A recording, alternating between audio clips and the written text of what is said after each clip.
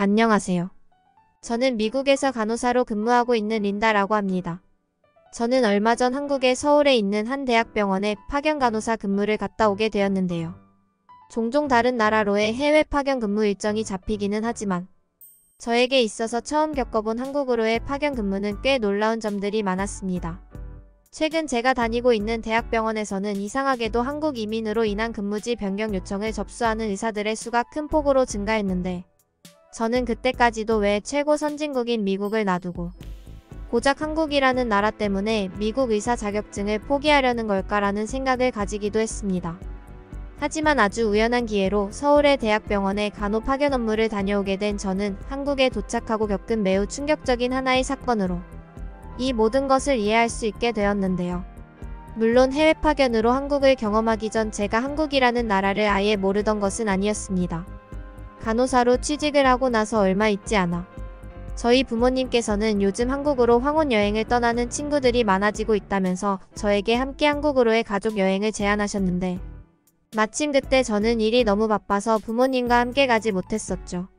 그런데 부모님뿐만 아니라 친구들까지도 저에게 몇 번이나 한국으로의 여행을 가자고 하길래 저는 도대체 왜 다들 한국에 저렇게 열광할까 라는 생각이 들더군요. 하지만 간호사 파견 근무로 한국에 도착하게 된 저는 그 순간 저의 생각이 굉장한 실수라는 것을 곧바로 알아차릴 수 있었는데요. 한국의 수도로 알려진 서울은 제 예상과 전혀 다른 모습을 가진 도시였기 때문입니다. 서울에 도착하자마자 제가 제일 놀랐던 건 미국보다 더 좋은 생활환경 인프라 때문이었는데요. 특히 너무나 충격적이었던 것은 서울의 도시 대부분에서 영업주 미국에서는 너무나 흔하게 보이고 도시 미관을 해치는 공중전화 부스가 전혀 보이지 않았다는 사실입니다. 요즘 대부분의 현대인들이 휴대폰을 쓰긴 하지만 아직도 미국에서는 저소득층과 노숙자들로만 이루어진 도시들이 너무 많아 공중전화 부스가 필수인데 한국에서는 눈을 씻고 찾아봐도 찾을 수 없었기 때문이죠. 미국의 최대 발전도시라는 뉴욕에서마저도 더럽고 낡은 전화부스는 매우 심심치 않게 볼 수 있는데 한국의 수도 서울에서는 이러한 모습을 전혀 볼 수가 없었습니다. 대부분의 사람들이 미국이 선진국이라고 알고 있고 저 또한 한국을 겪기 전에는 그래도 미국이 전 세계에서 제일 살기 좋겠지라고 생각했지만 한국에 도착하고 나서는 이러한 생각 자체가 바뀌게 되었어요.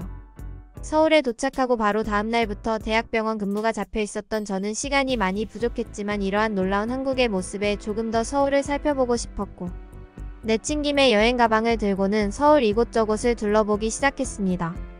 그런데 길을 걸으면 걸을수록 제 눈에는 또 다른 이상한 광경이 보이기 시작했는데요. 비행기의 시간 때문에 다소 이른 오전 시간에 서울에 도착했던 저는 번화가에 자리 잡고 있는 식당 가게들의 문 앞에 놓인 이상한 상자들을 보고 의문을 가지게 되었습니다. 주거지역도 아닌 그저 식당이 많은 상업지역이었음에도 이처럼 아직 문을 열기 전 가게 앞에 놓여있는 의문의 상자들은 한두 곳이 아니었는데요. 심지어 약 30분 동안 번화가 거리 전체를 걸어 다녔는데 문이 열리지 않은 식당들의 문 앞에는 모두 이러한 상자들이 놓여 있었습니다. 궁금증을 참지 못하고 한 식당의 문 앞에 놓인 정체불명의 상자를 살펴보던 저는 그것이 가게의 장사에 쓰이는 식료품, 택배 상자라는 것을 알고 굉장한 충격을 받고 말았습니다. 약간의 한국말을 읽을 수 있었던 저는 이처럼 식당의 문 앞에 놓인 택배들이 일반적인 택배 물품이 아닌 채소나 고기, 심지어는 신선도가 필요한 음식 재료라는 것을 알고 깜짝 놀라게 되었습니다.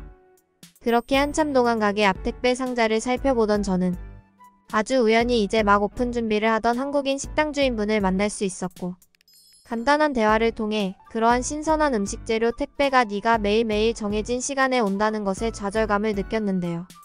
미국의 대부분 길거리 식당들은 이처럼 식료품 택배 시스템이 전혀 발달되어 있지 않아서 오래된 재료들을 사용하거나 직접 시간을 내서 번거롭게 재료들을 사러 가야 했는데 한국은 이러한 모든 시간을 절약하고 있었기 때문입니다. 심지어 저는 그 누구도 식당의 문 앞에 놓인 비싼 음식, 재료들을 훔쳐가지 않는 한국인들의 시민의식 또한 이해할 수 없었습니다. 그저 손을 한 번만 뻗으면 비싼 음식 재료들을 훔쳐갈 수 있었을 것인데 그 누구도 이것들을 훔쳐가지 않고 있었고 심지어 제 앞에서 길을 걸어가던 한 한국인 회사원분은 도로로 튀어 나와 있는 가게의 택배를 가게 입구 쪽으로 안전하게 밀어 넣어주고 가시더군요. 저는 바로 그 순간 한국이 선진국일 수밖에 없는 이유가 한국인들의 주체적이고 양심적인 시민의식에 있다는 것을 알게 되었습니다. 한국인들은 이러한 모든 것을 그저 평범하고 당연하게 누리고 있었지만 한국보다 후진국인 미국에서 건너온 저에게는 이러한 모든 것이 그저 신세계와 다름없었죠. 간단한 서울 구경을 마친 저는 곧바로 파견을 계약한 한국의 대학병원으로 향하게 되었습니다. 오랜 시간 서울 길거리 구경을 해서인지 대학병원은 제 생각보다 꽤 멀리 있는 곳에 자리 잡고 있었고 저는 어쩔 수 없이 한국의 버스를 타기로 하고 휴대폰 앱을 통해 52 파견 근무지 대학병원으로 향하는 버스 정류장에 도착하게 되었습니다. 정류장에 도착하기 직전 저의 눈앞에는 제가 타야 할 버스가 이제 막 정차한 것이 보였고 저는 무조건 타야 된다는 생각에 정류장을 구경할 겨를도 없이 시내버스에 탑승했습니다. 다소 더운 기온이었기에 땀을 흘리며 버스에 타게 된 저는 버스에서마저 시원하게 나오는 에어컨 시스템에 이곳이 천국과 다름없다는 쾌적함을 느끼고 있었죠. 그렇게 약 20분 정도 쾌적한 상태에서 버스를 타고 창밖에 서울 길거리 구경을 하고 있는데 창밖 건너편으로 무언가 이상한 광경이 저의 눈에 보이기 시작했습니다.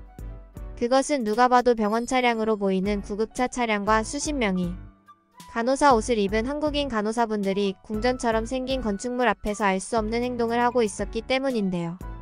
버스에 타고 있어서 꽤 먼 거리에 있었던 저는 어렴풋이 무언가 병원 침대처럼 보이는 이상한 물건도 볼 수 있었고 결국에는 도저히 참을 수 없는 궁금증에 버스의 문이 열리자마자 하차하게 되었습니다. 버스에서 내린 뒤 곧바로 수십 명의 간호사분들이 모여있는 거대한 광장으로 달려가던 저는 점점 다가갈수록 도저히 믿을 수 없는 상황에 입이 벌어지고 말았는데요. 그곳에는 수십 명의 한국인 간호사분들이 길거리에서 무료로 혈압을 측정하거나 도수치료를 해주는 일종의 건강검진과 다름없는 시설을 만들어 놓고 오 시민들을 대상으로 무료 검진 봉사를 하고 있었기 때문입니다. 미국에서는 그저 단 하나의 검사만 하는데도 상상할 수 없을 정도의 검진 비용이 발생하는데 저는 도대체 어떠한 이유로 이처럼 비싼 의료 장비를 길거리에 가져다 놓은 채 전문적인 시민 대상 건강검진을 실시할 수 있는지 이해가 되지 않았습니다. 저는 그곳에서 의사가운을 입고 있던 한 한국인 의사분에게 저의 간호사 신분증을 보여주고 지금 이것이 대체 무슨 봉사냐며 영어로 질문을 하게 되었는데 돌아온 대답은 충격적이었습니다. 선한 미소를 가지고 있던 한국인 의사분께서는 1년에 2번 정도 길거리 노인분들을 대상으로 하는 무료 건강검진 봉사를 진행하고 있다는 말과 함께 길에서 진행한다는 특수성 때문에 극히 세밀하고 전문적인 진단은 어려우나 노인분들에게 중요한 혈당이나 혈압, 심지어 근육 통증과 같은 간단한 통증 질환은 이곳에서 바로 무료 치료가 가능하다는 충격적인 설명을 해주시더군요. 그런데 자세히 살펴보니 길거리에서 간단한 건강검진을 실시한다던 그곳의 의료장비들은 미국에서는 비싸서 제대로 사용하지도 못하던 비싼 의료기기들이 줄을 지어 길거리에 놓여 있었습니다. 저는 순간 제가 미국에서 태어났다는 좌절감과 함께 제가 가지고 있던 의료 지식으로 그곳의 비싼 장비들을 하나하나 살펴보기 시작했고 실제 노인분들이 길거리에서 어떻게 검진을 받고 치료를 받는지 살펴보기로 했죠. 그런데 시간이 지나면 지날수록 한국의 길거리 건강검진 봉사는 미국의 대학병원보다 더욱 수준이 높은 엄청난 의료복지 퀄리티를 보이고 있었습니다. 도저히 이해할 수 없었던 것은 이러한 모든 건강검진 시설이 단 하루 정도만 진행되는 번화가 길거리에서 진행되고 있다는 사실이었죠. 살아생전 들어보지도 못한 한국의 의료복지 시스템에 저는 꽤 큰 충격을 받고 말았습니다. 상식적으로 생각해봐도 미국에서 이러한 무료 건강검진 봉사를 길거리에서 진행했다면 일시간도 지나지 않아 수백 명의 노숙자나 범죄 조직원들이 몰려와 몇천만 원 이상에 팔리는 의료기기들을 훔쳐서 달아나는 것이 당연한 상황이었기 때문인데요. 하지만 어째서인지 한국의 노인분들 그리고 그러한 건강검진을 지켜보던 일반적인 한국인 시민분들은 그 누구도 길거리의 의료장비나 환자, 침대를 훔쳐가려는 행동 자체를 보이지 않았습니다. 내친김에 그곳에 있던 한국인 간호사분에게 간단한 건강검진을 받은 저는 혈압체크와 심전도 검사를 할 수 있었고 그것에서 더 나아가 허리통증에 도수치료까지 받을 수 있었습니다. 무엇보다 쾌적했던 간이용 의료 건물은 미국의 대학병원이 생각조차 안 날 만큼 길거리에 있음에도 깨끗함을 가지고 있었고 저는 이처럼 길을 걷다가 무료로 건강검진을 받을 수 있는 한국의 의료복지 환경에 알 수 없는 감사한 마음마저 느껴지더군요. 도수치료로 가벼워진 허리와 함께 저는 제가 근무하게 될 대학병원에 조금 늦은 시간으로 도착할 수 있었습니다. 이미 그곳에 있던 한국인 수간호사분께서는 저의 파견 근무를 알고 계셨는지 때마침 저를 기다리고 계셨고, 저는 반가운 마음으로 그 간호사분에게 인사를 건넬 수 있었죠. 그런데 저는 그 간호사분의 셔츠 위로 적혀있던 대학병원 이름을 본 순간 당황할 수밖에 없었습니다. 푸른 색깔 간호사 셔츠 위로 적혀있던 대학병원의 이름은 놀랍게도 제가 길거리에서 건강검진을 받았던 대학병원의 의사분과 똑같은 병원 이름이 적혀있었기 때문인데요. 놀란 표정을 짓고 있던 저를 확인하신 한국인 간호사 안민 선생님은 저에게 무슨 일이 있냐고 질문을 하셨고, 저는 바로 직전 길거리에서 겪었던 한국의 건강검진 봉사에 대한 얘기와 저의 놀라운 감상문을 말씀드리게 되었습니다. 제 얘기를 다 듣고 살짝 미소를 보이시던 안민 선생님께서는 그럼 저에게 한 달에 한 번 정도 있는 길거리 건강검진 봉사를 자신과 함께 나가는 것은 어떻겠냐는 제안과 함께 몸이 불편하신 노인분들의 마음과 몸을 치료해드리는 것은 너무나 뜻깊은 일이라는 따뜻한 얘기까지 이어나가시더군요. 그 순간 저는 역시나 길거리에서 의료봉사가 진행되는 한국의 놀라운 도시환경과는 별개로 한국인들의 따뜻한 정을 느낄 수 있었고, 제가 한국으로 파견 근무를 왔다는 사실에 행복감을 느끼게 되었습니다.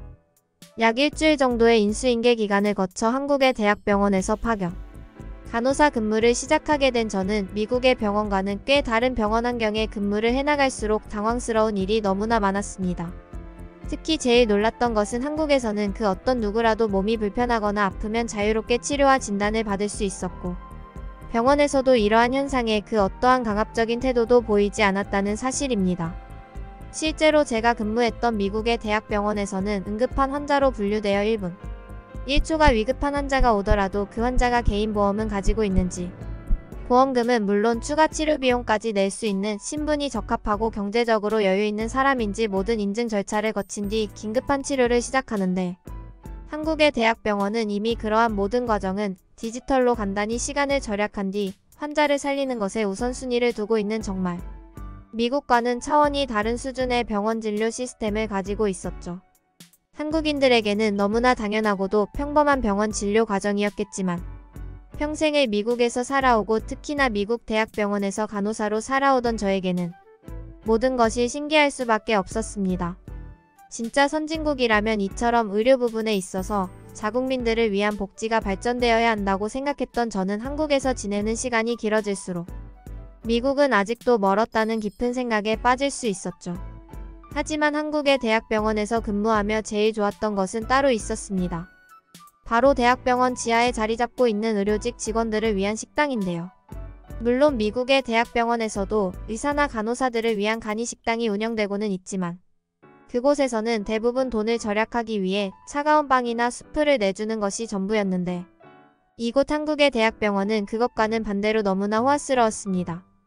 난생 처음 근무를 하던 중 따뜻한 콩나물국을 처음 먹어본 저는 한국인 간호사 동료분이 왜 그렇게나 식사 시간을 중요하게 생각했는지 단번에 이해할 수 있을 정도로 맛있는 식단이었죠. 심지어 제공되는 반찬들과 밥들은 영양이 올바르게 잡혀있을 뿐 아니라 마치 미국에서의 한국인이 운영하는 한식당 레스토랑에서 제공되는 식사처럼 아름다운 모습과 맛을 전부 다 가지고 있었습니다. 놀랍게도 이 모든 것은 거의 돈을 내지 않는 정도로 먹을 수 있을 정도로 저렴한 비용이었고, 저와 조금 친해진 한국인 간호사 친구는 요즘은 밖에서 먹는 것보다 이처럼 대학병원 직원 식당에서 먹는 것이 훨씬 좋다면서 저보고 미국은 이런 것이 없냐는 당황스러운 질문을 건네기도 했어요. 점심은 물론 저녁 그리고 새벽의 시간까지 간호사들의 교대 근무 때문인지 식당도 그에 맞춰 야간 식당을 똑같이 운영하고 있었고, 저는 언제든지 근무를 하던 중 식사 시간에 맞춰 이곳 대학병원 식당으로 내려오기만 하면 따뜻한 한식을 먹을 수 있었습니다. 대학병원 식당을 몇 번 이용하다 보니 미국에서 먹던 차가운 빵과 수프는 생각나지 않을 정도로 저는 그만 한식에 빠져버리고 말았죠. 그리고 약 1년이라는 시간이 지난 지금, 저는 한국에서의 파견 근무를 3년 정도 더 연장하는 계약을 진행하게 되었습니다.